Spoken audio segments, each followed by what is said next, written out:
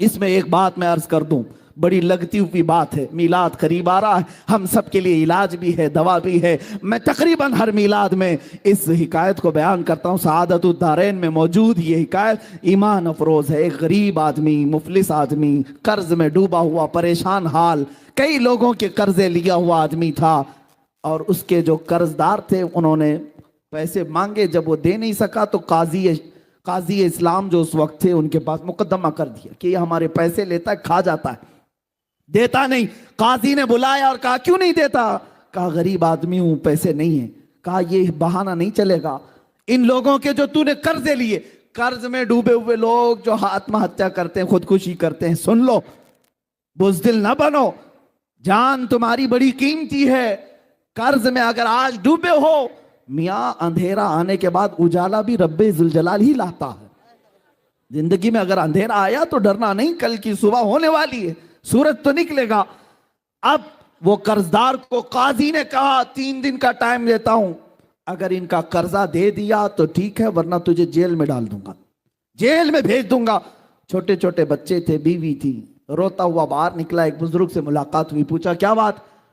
بتایا ایسا ایسا معاملہ ہے، قرض میں پریشان ہوں۔ اس بزرگ نے کہا کوئی بات نہیں،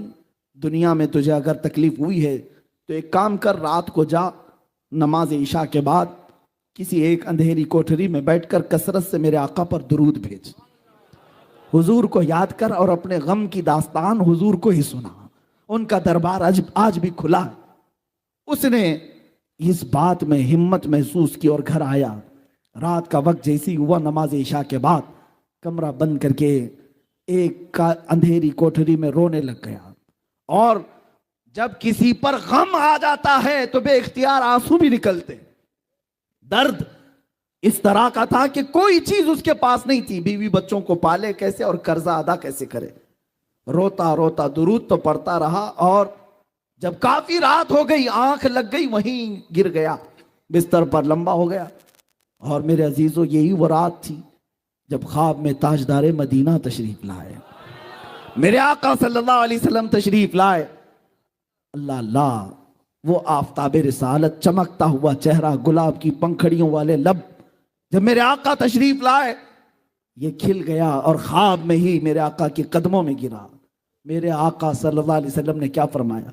اے میرے غلام، کیا تو نے مجھے یاد کیا؟ کیا تو نے مجھے پکارا؟ ایک بات ہم نے بزرگوں سے سنا ہے، محمد کو ہم غم گساروں میں ڈھونڈو، محمد کو ہم بے قراروں میں ڈھونڈو۔ رسول پاک صلی اللہ تعالیٰ علیہ وسلم جب کسی کا دل ٹوٹ جائے اس کے ہاں تشریف لاتے ہیں۔ اب اس غریب نے رونا شروع کیا، آقا میرے حال سب آپ پر آیا ہیں، آپ جانتے ہیں میں مفلس آدمی، غریب آدمی، تنگ دست آدمی۔ یہ حضور کی وفات کے 400 سال بعد کا واقعہ ہے، حضور کی وفات کے 400 سال بعد کا واقعہ۔ رونے لگا، کہا کہ میں قرض سے پریشان ہوں، قاضی نے مجھے کورٹ میں بلا کر کے کہا 3 دن میں اگر قرضہ نہیں دے گا تو جیل میں ڈال دوں گا، میرے بچوں کا کیا ہوگا، میری بیوی کا کیا ہوگا؟ رسول پاک صلی اللہ تعالیٰ علیہ وسلم صاحب عطا ہیں، وہ کسی کو مایوس نہیں کرتے۔ ارشاد فرمایا ایک کام کر، کل صبح اٹھنے کے بعد شہر میں چلے جانا، شہر میں بادشاہ کا ایک وزیر ہے، اس کا فلاں نام ہے، وہ میرا بڑا عاشق ہے، میرا بڑا عاشق ہے، اس کے پاس جا کر کے کہہ دینا کہ تجھے رسول اللہ نے بھیجا، اور جتنے مال کی ضرورت ہے اس سے لے لینا۔ خواب میں میرے آقا نے فرمایا۔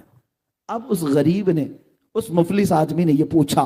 یا رسول اللہ، بادشاہ کے وزیر کا دربار بڑا، لوگ بڑے آتے ہیں، اگر میں جاؤں، پہلی تو میری کوئی حیثیت نہیں، میں غریب فقیر آدمی، اور کہہ دوں کہ رسول اللہ نے بھیجا، وہ اگر پوچھے گا ثبوت تو میں کیا ثبوت دوں، کوئی پروف، کیا میں پروف دوں؟ سنیے میرے عزیزو، اللہ کے نبی نے فرمایا اگر وہ تجھ سے سوال کر لے تو اتنا کہہ دینا، اس کے اور میرے بیچ میں ایک راز کی بات ہے جو کوئی نہیں جانتا۔ حضور نے راز کی بات بیان کی، جو وزیر ہے اس کا ایک راز ہے جو میں تجھے بتاتا ہوں، اس نے آج تک اپنی بیوی کو نہیں بتایا۔ وہ روزانہ رات کو سونے کے بعد سورج نکلنے سے پہلے پہلے تک 1000 بار مجھ پر درود بھیجتا ہے، ہر رات کو چھپ کر کے 1000 بار درود بھیجتا ہے، لیکن اس کے پاس جانا تو یہ کہنا کہ اے وزیر کل کی رات تو نے درود پڑھنا بھول گیا اور سو گیا غفلت میں، کل کی رات تو نے درود نہیں پڑھا، جا کر کے اتنی بات کہہ دے۔ میرے آقا نے فرمایا اب یہ غریب آدمی وزیر کے دربار میں آیا اور آنے کے بعد کہا کہ میں آپ سے اپنی حاجت لے کر کے آیا ہوں، مجھے رسول اللہ نے بھیجا ہے۔ وزیر نے کہا کہ میاں آج لوگ بڑی بات کرنے لگ گئے، مانگنا بھی ہے تو صحیح سے نہیں مانگتے، ایسی بات کرتے ہیں، حضور نے بھیجا، کیسے تو کہتا ہے؟ اس فقیر نے کہا، بڑے اس کو یقین تھا، اس نے کہا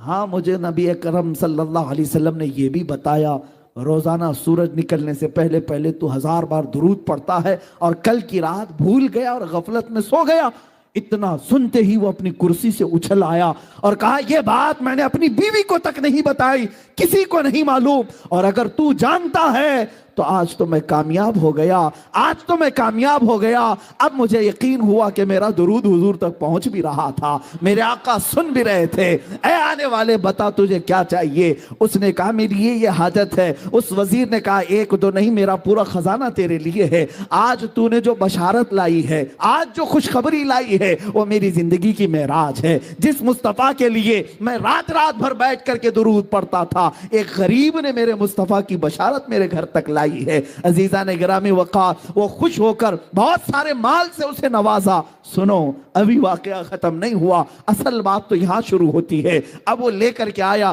2 دن بھی نہیں گزرے تھے، قاضی اسلام کے پاس آیا اور قاضی صاحب سے کہا ان قرضداروں کو بلاؤ جو مجھے بار بار قرض کا تقاضا کرتے ہیں، مال کا تقاضا کرتے ہیں۔ انہیں بلایا گیا، قاضی اسلام عدالت کی کرسی پر بیٹھے، اور اس کے بعد اس مفلس اور غریب نے کہا آج جس کا جتنا قرض ہے سب دینے کو تیار ہوں، مال بھی میرے پاس ہے، پیسہ میرے پاس ہے، سب دے دوں گا۔ قاضی نے اس کی بات دیکھی اور سنی تو کہا بیٹھ جا کرسی پر تھوڑی دیر کے لیے۔ تھوڑی دیر بٹھانے کے بعد اب قاضی جو مقدمے میں شروع میں 3 دن پہلے جیل کی دھمکی دیا تھا، اب کہتا ہے اے مفلس غریب آدمی، آج کی عدالت میں فیصلہ بدل گیا ہے، تیرا قرض میں اپنی جیب سے ادا کروں گا،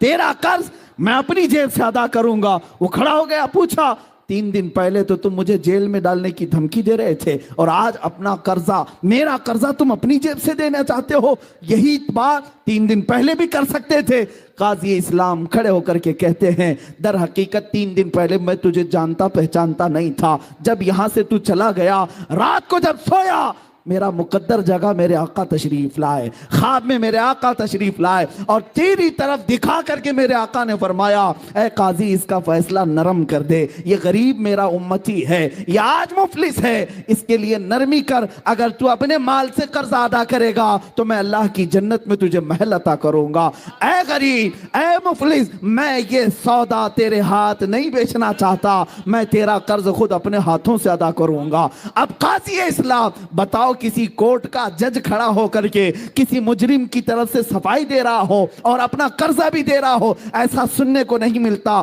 جب قاضی اصرار کرنے لگا اور یہ مفلس آدمی غریب آدمی خود دینے پر اصرار کرتا رہا، یہ دونوں کی تکرار چلتی رہی، اور جو مجمع میں قرضدار بیٹھے ہوئے تھے سب اپنی کرسیوں سے کھڑے ہو گئے۔ کہا قاضی صاحب آپ بھی رہنے دیں، یہ بھی رہنے دیں، ہم نے اپنا قرضہ معاف کر دیا اور اب بھی اس کو اگر ضرورت ہے تو ہم زندگی بھر اس کو قرض دیتے رہیں گے، ہمیں معلوم نہیں تھا کہ میرے مصطفیٰ کی بارگاہ میں اس کا یہ مقام ہے۔ عزیزان گرامی، وہ عدالت کے اس جلسے سے نکلا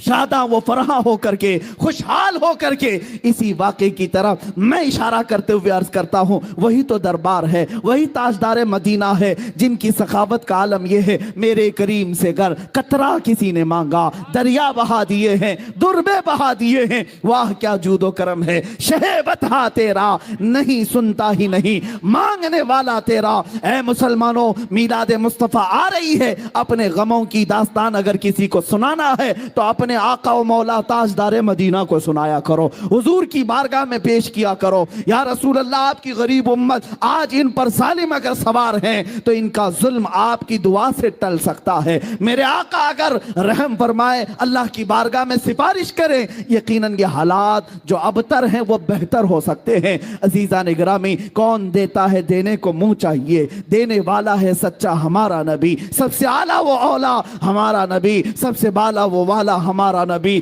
بجھ گئی جس کے آگے سبھی مشعلے، شمع وہ لے کر آیا ہمارا نبی، سب چمک والے اجلوں میں چمکا کیے، اندھے شیشوں میں چمکا ہمارا نبی۔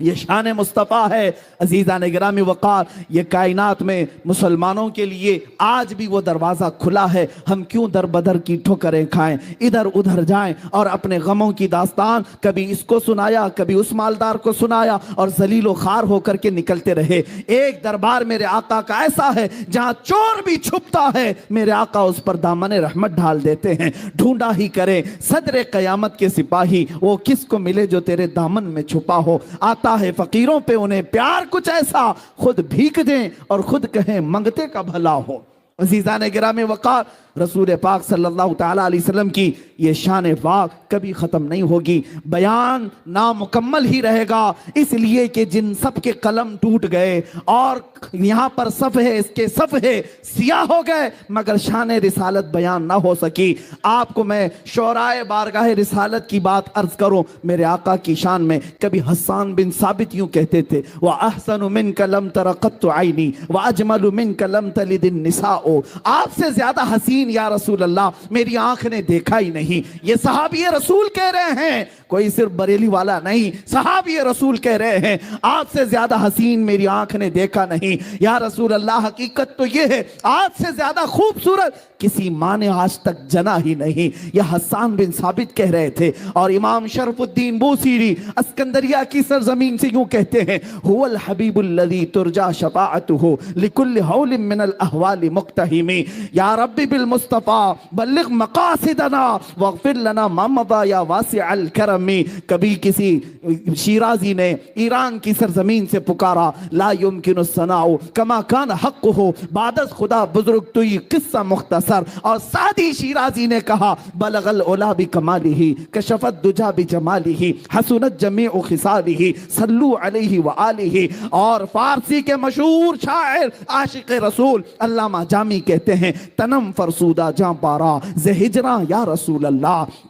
تنم فرسودہ جاں پارا ز ہجراں یا رسول اللہ، دلم پج مردہ آوارا ز عصیاں یا رسول اللہ، چو بازوئے شفاعت را کشائی برگنہگاراں مکن محروم جامی را درا آں یا رسول اللہ۔ شاعروں نے اپنی اپنی بساط کے مطابق عرض کیا۔ اب آؤ وہ شاعر مشرق قلندر لاہوری بھی جب پکارتا ہے اقبال اپنی زبان میں یوں کہتا ہے، بارگاہ مصطفیٰ کی شان بیان کرتے ہوئے، محمد کی محبت دین حق کی شرط اول ہے، اسی میں ہو اگر خامی تو سب کچھ نامکمل ہے، کی محمد سے وفا تو نے تو ہم تیرے ہیں، یہ جہاں چیز ہے کیا لوح و قلم تیرے ہیں، قوت عشق سے ہر پست کو بالا کر دے، دہر میں نام محمد سے اجالا کر دے۔ سارے شاعر مصطفیٰ کی بارگاہ میں عرض کرتے رہے۔ اب آؤ شاعروں کا شاعر، کلاموں کا کلام، اماموں کا امام، بریلی کا تاجدار بھی بارگاہ مصطفیٰ میں شان بیان کرتے ہوئے یوں کہتا ہے، زمین و زمان تمہارے لیے، مکین و مکان تمہارے لیے، چنین و چنا تمہارے لیے، بنے دو جہاں تمہارے لیے،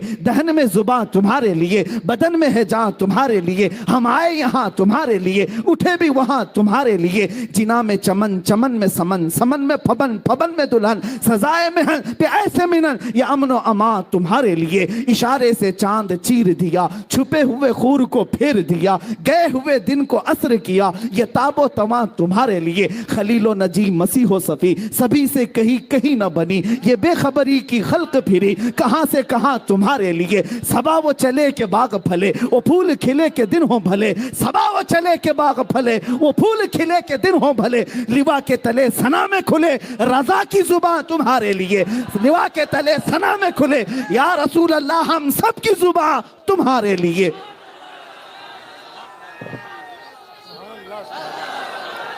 بارگاہ مصطفیٰ صلی اللہ تعالیٰ علیہ وسلم میں اتنی ہی بات نہیں، شان مصطفیٰ بیان کرتے ہوئے عاشق رسول کہتا ہے، دنیا والے جو بھونکتے ہیں بھونکنے دو، میرے مصطفیٰ کی شان نہ کبھی کم ہوئی نہ کبھی کم ہوگی۔ کوئی کتا خارش زدہ اگر میرے مصطفیٰ کی شان میں بھونکتا ہے، ان قریب وہ کھجلی اسے لے کر کے مرے گی، تو گھٹا ایسے کسی کے نہ گھٹا ہے نہ گھٹے گا یا رسول اللہ۔ جب بڑھائے تجھے اللہ تعالیٰ تیرا، مٹ گئے مٹتے ہیں آدھا تیرے، نہ مٹا ہے ना मिटेगा कभी चर्चा तेरा। या रसूल अल्लाह रहेगा यूं ही उनका चर्चा रहेगा, पड़े खाक हो जाएं जल जाने वाले। या रसूल अल्लाह अगर कोई कहता है खबीसुन नफ्स मरदूद ज़माना, पाखंडी वक्त मेरे मुस्तफ़ा की शान में अपनी दरीदा ज़हनी कहता है, तो उसके कहने से मेरे मुस्तफ़ा की शान में एक नुक्ता भी ऐब का नहीं आ सकता। हमारा तो अकीदा ये है या रसूल अल्लाह सरवर कहूँ कि मालिक व मौला कहूँ तुझे, बाग़े खलील का गुले ज़ैबा कहूँ तुझे, अल्लाह रे तेरे जिस्म मुनव्वर की ताबिशें, ऐ जाने जा मैं जाने तजल्ला कहूँ तुझे, तेरे तो बस ऐबे तनाही से हैं बरी, हैरा हूँ मेरे शाह मैं क्या क्या कहूँ तुझे। लेकिन रज़ा ने ख़त्म सुखन इस पे कर दिया, खालिक का बंदा खल्क का आका कहूँ तुझे। रुख दिन है या महरे समा, ये भी नहीं वो भी नहीं, शब जुल्फ है या मुश्के खता, ये भी नहीं वो भी नहीं। और मेरे मुस्तफ़ा करीम की बारगाह में बरेली का इमाम यूं कहता है, हमारे गुनाह जब बढ़ गए तो हमारा शक होने लगा कि अब क्या होगा, तब क्या होगा। डर था कि इसियां की सजा अब होगी या रोज़े जजा, डर था कि गुनाहों की सजा अब होगी या रोज़े जजा, दी उनकी रहमत ने सदा, ये भी नहीं वो भी नहीं।